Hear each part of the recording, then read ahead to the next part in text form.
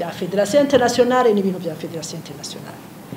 Président wa Fédération internationale yavuze ngo bavuga ngo la deuxième décision concerne les athlètes intersexes. La World Athletics a renforcé les restrictions concernant les personnes intersexes, comme la double championne olympique 800 mètres.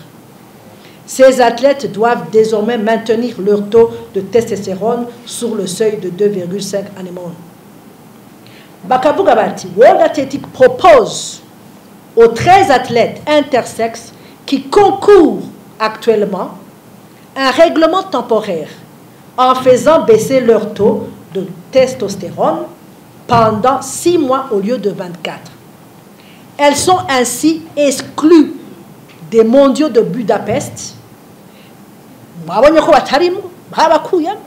mais pourraient participer aux Jeux olympiques, a précisé Sébastien Coe, le président de World Athletics. Non, il nous vient vous êtes président de la Fédération internationale, président du Comité national du Burundi, canke wa Kenya, canke wa w'Ubufaransa, ari ibindi ashobora kuvuga ari itegeko rivuye muri fédération.